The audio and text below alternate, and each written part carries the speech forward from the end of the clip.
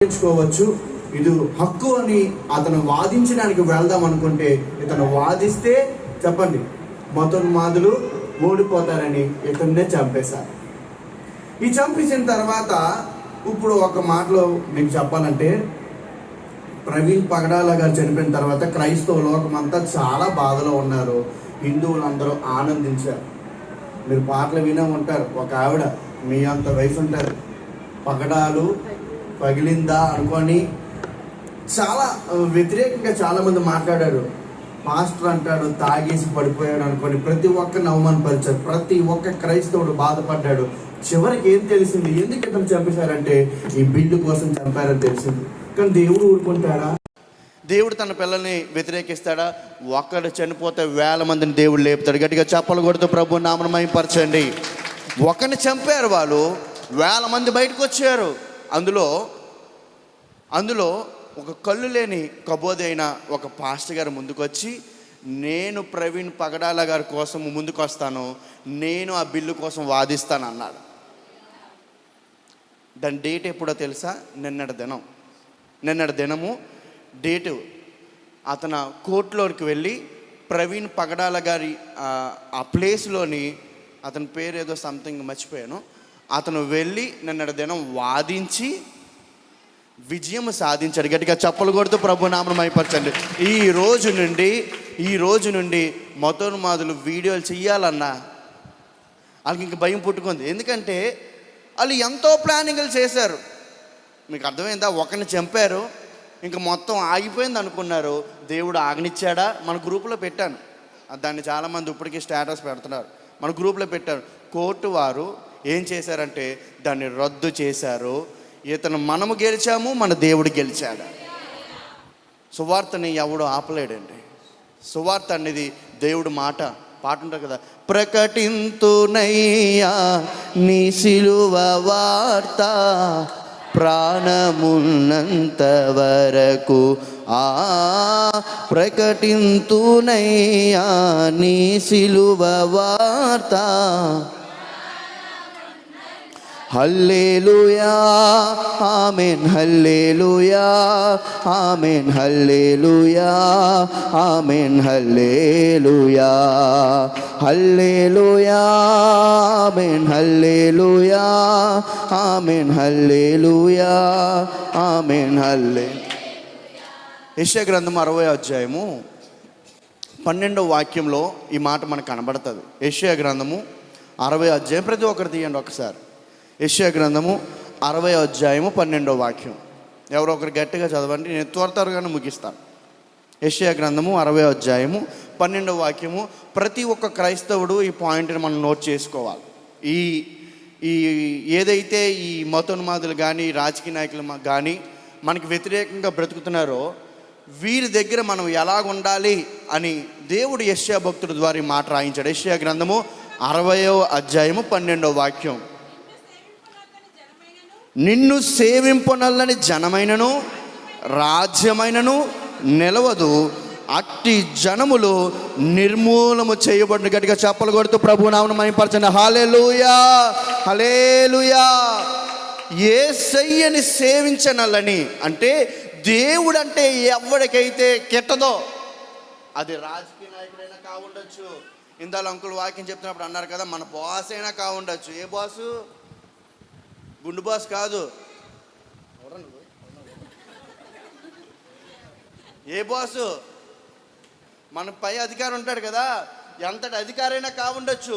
దేవుని సేవించనొల్లకపోతే అది జనమైనను రాజ్యమైనను అది నిలవదు. నమ్మిన వారు స్తోత్రం చెప్పండి.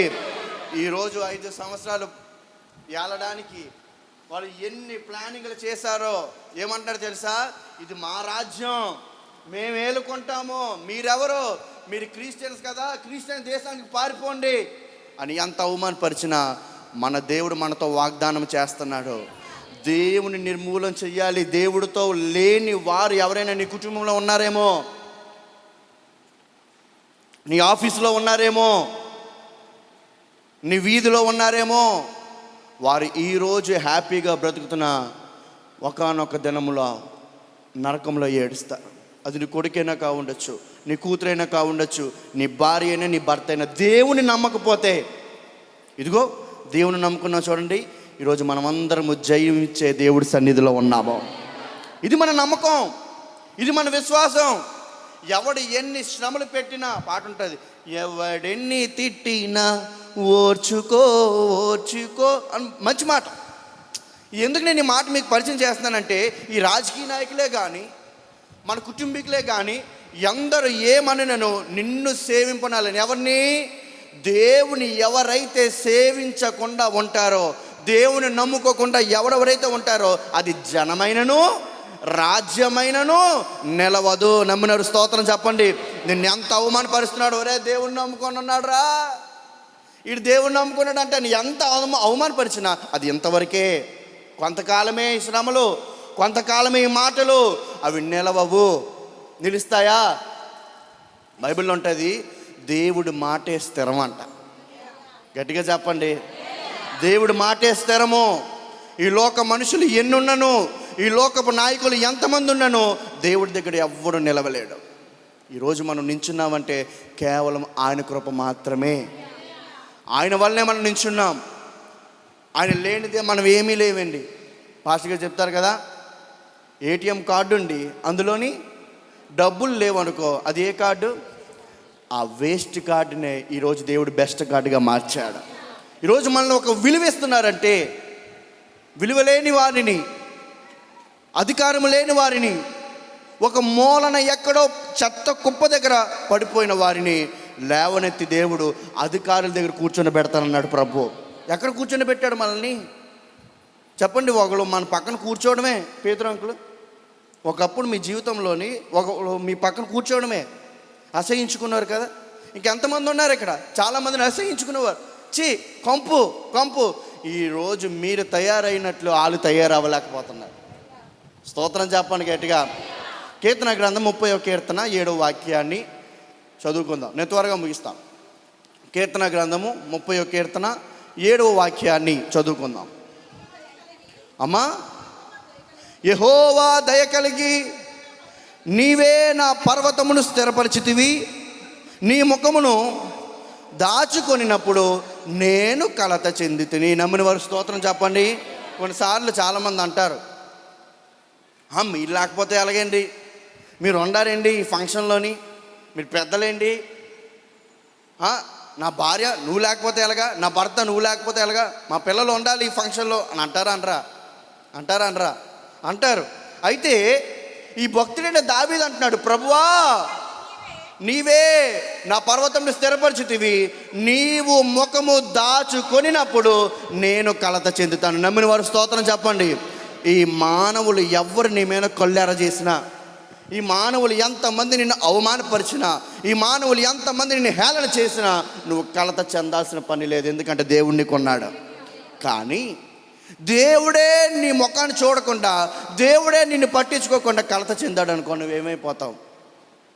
పాట ఉంటుంది కదా, నీ మహిమను ధరించిన పరిశుద్ధులు నా కంట పడగానే ఏమౌదునో ఏమౌదునో. అయితే ఈ కీర్తనకారుడు మొదటిగా ఏం రాస్తాడంటే, ప్రభువా లేదా దేవా నీవే దయగలిగి నా పర్వతమును స్థిరపరిచేది. గట్టిగా స్తోత్రం చెప్పండి. దేవుడు దయగలిగిన వాడు. అందుకే ఆయనకి ఏం పేరు పెట్టారంటే దయామయుడు అంట. ఏమయుడు? అమ్మ దయామని ఉన్నారా? ఏమయుడు? దయామయుడు, కరుణామయుడు, ప్రేమామయుడు. కానీ మనకుండవు అవి, పేరుకు మాత్రమే. అర్థమైందా? కానీ దేవుడు దయగలిగి పర్వతాలను స్థిరపరిచాడంట.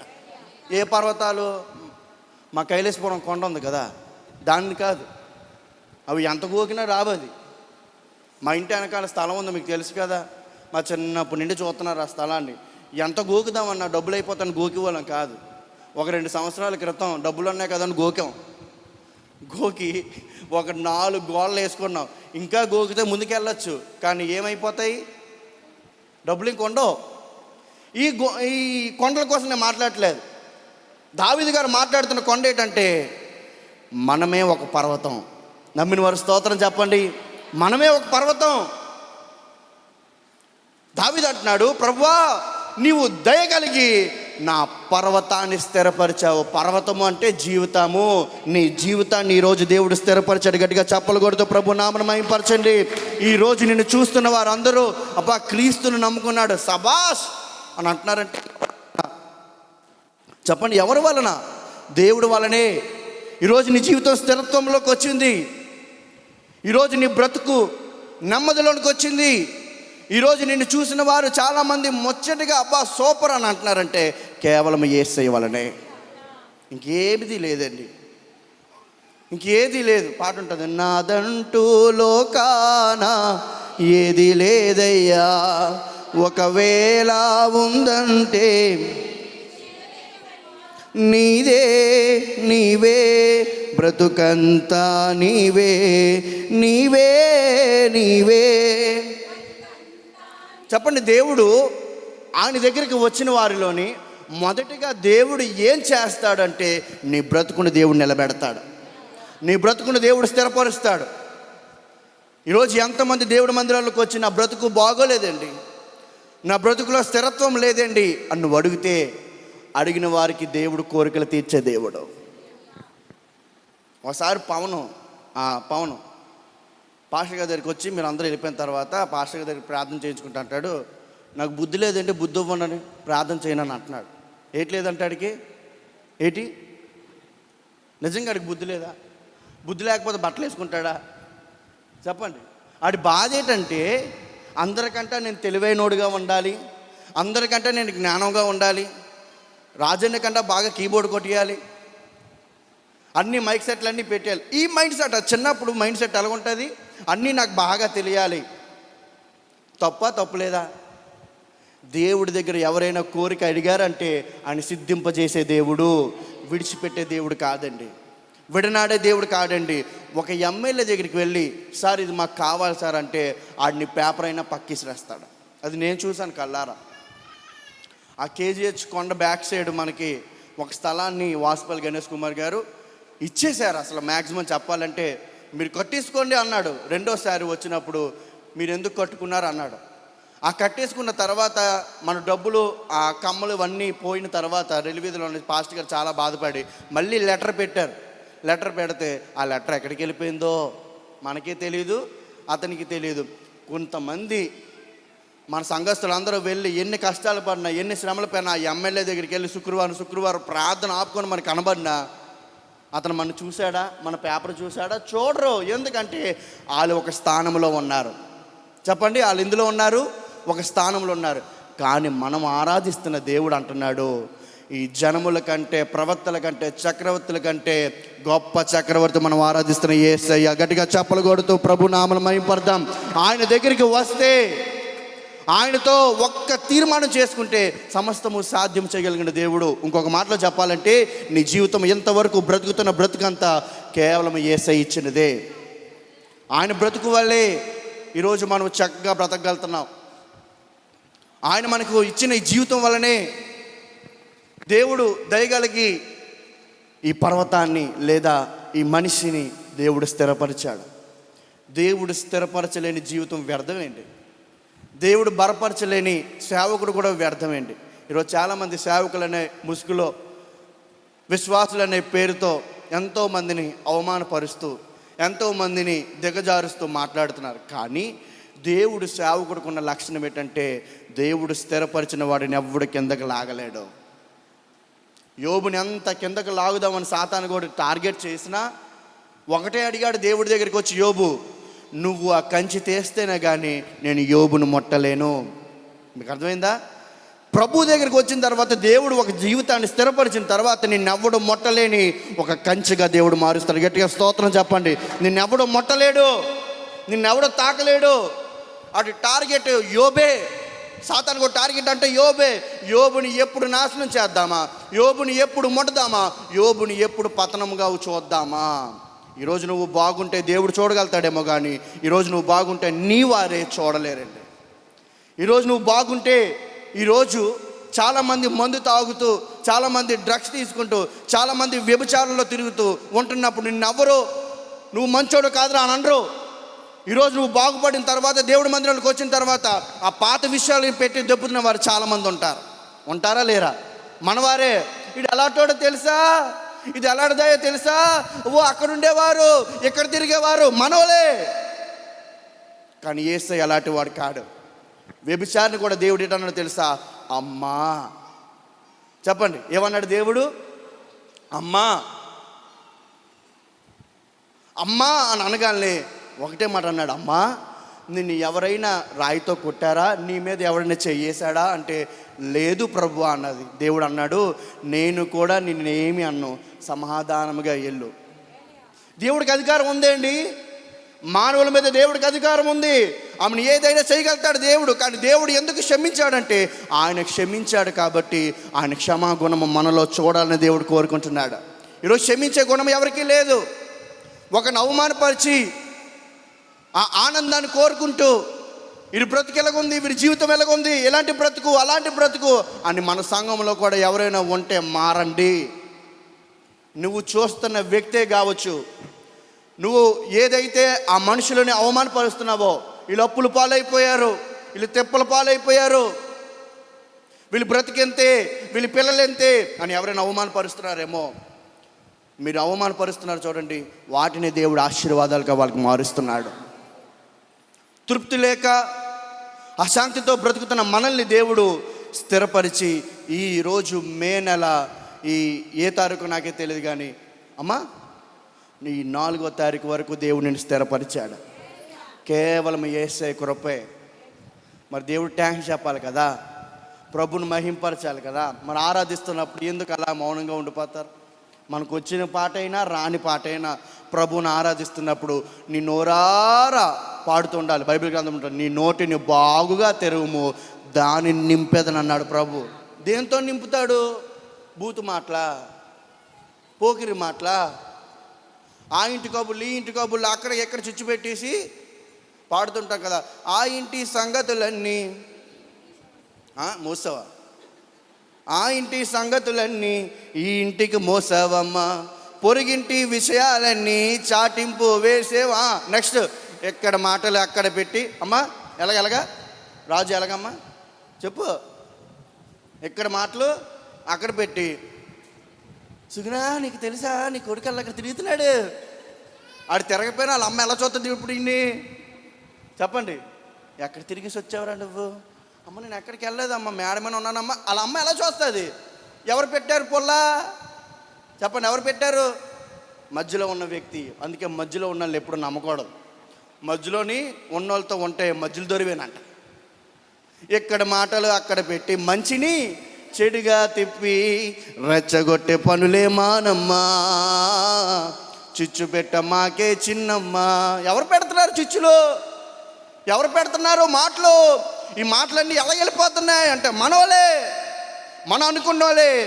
మన మడిమి మీద తనడానికి నడిమెత్తారంట, కాలెత్తారంట. కానీ దేవుడు అలాంటి కాదండి.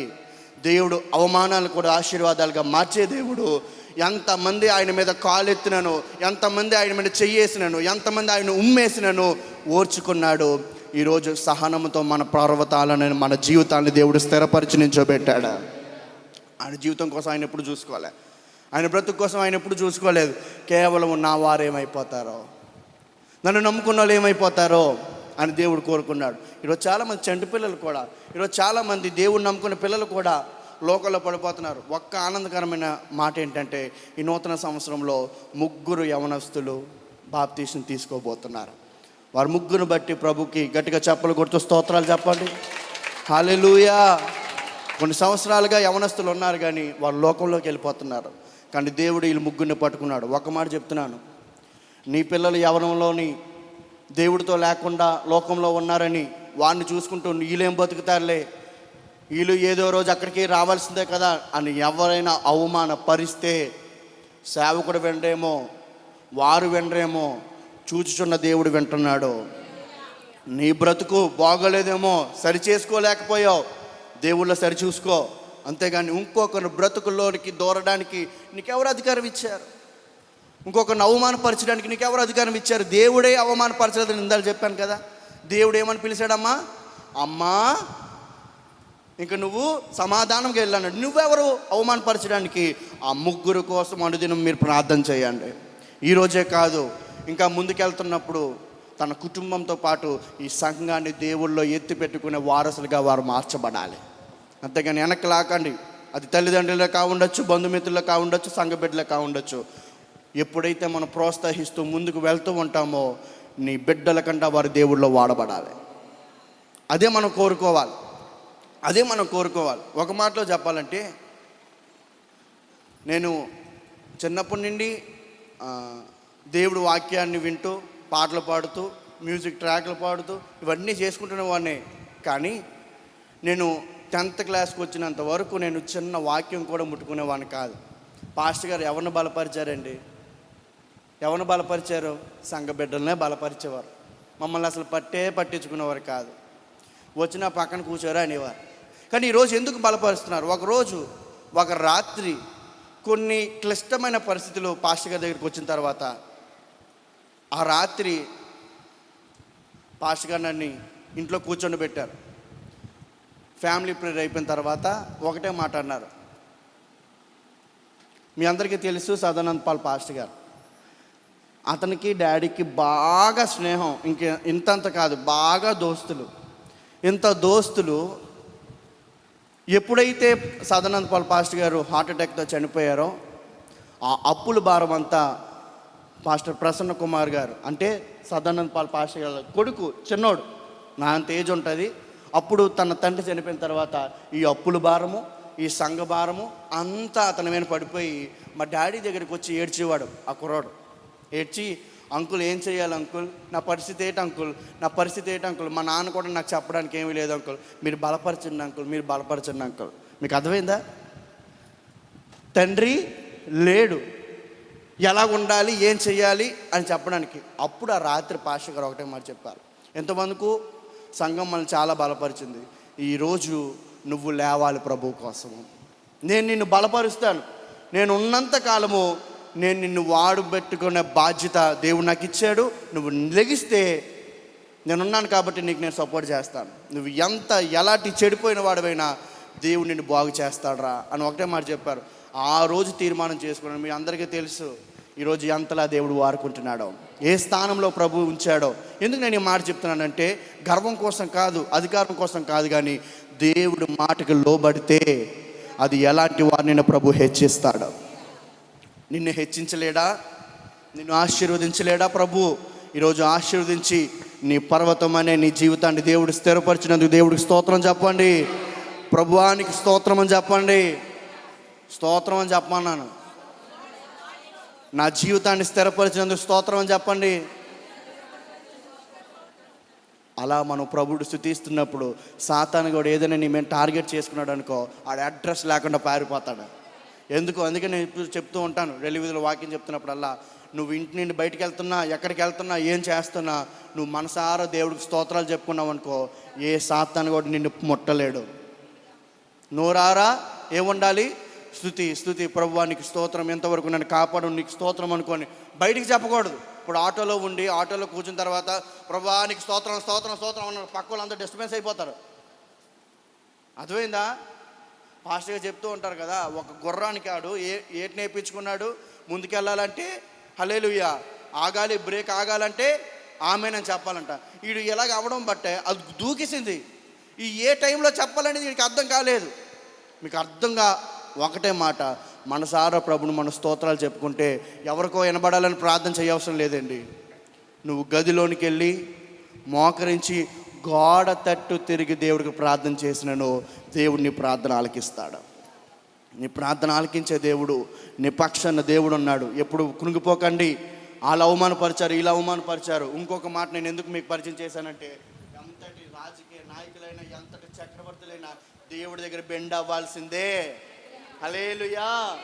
దేవుడి దగ్గర బెండ్ అవ్వకపోతే వారి రాజ్యము నిలవదు, వాళ్ళు జరగలేరు కూడా, అది నిర్మూలం అయిపోద్ది ఏదో రోజు. కానీ దేవుడు మాత్రం స్థిరంగా ఉంటాడు. నీ పర్వతమనే మన జీవితాన్ని దేవుడు స్థిరపరిచాడు. ఈ స్థిరత్వంలో మనం ఉన్నందుకు దేవుడికి ఒక్కసారి స్తోత్రం చెప్పండి. హల్లెలూయా. ఒకటే మాట, ప్రభు మన జీవితాన్ని స్థిరపరిచాడు. ఇంకొకరి జీవితాన్ని బలపరచడానికి మనం ముందుకెళ్ళాలి తప్ప వెనకం చేయకండి. అట్టి దేవుడు కృపా కనికరము మీ అందరికీ తోడుగా ఉండి నడిపించును గాక. అలాగనే కళ్ళు మూసుకోండి, 2 నిమిషాలు దేవుడు ప్రార్థన చేసుకోండి. తీర్మానం చేసుకుందాం. ప్రభువా, నిజమే ప్రభువా, నిన్ను సేవింపునొల్లని జనులైనను రాజ్యమైనను, అది ఎంతటి అధికారి అయినను, అది నా తల్లిదండ్రులైనను, నా భర్త అయినను, నా భార్య అయినను, నా పిల్లలైనను, నిన్ను నమ్ముకోకపోతే వాళ్ళు ఉండరు ప్రభువా. ఒక్కసారి దయగలిగి వారిని దయ చూపించండి ప్రభువా, కరుణించండి ప్రభువా.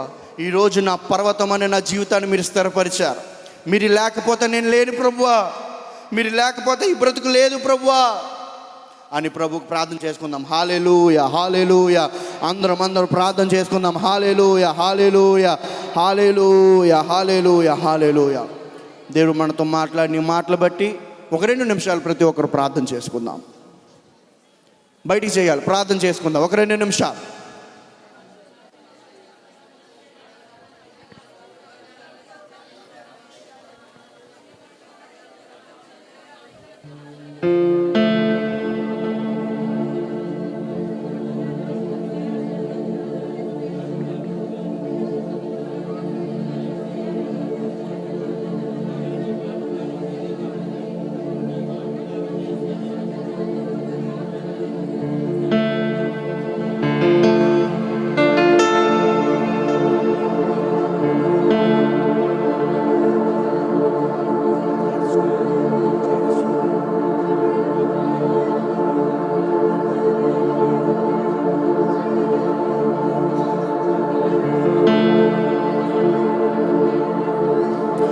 నాతో మాట్లాడు ప్రభువా, నీవే మాట్లాడు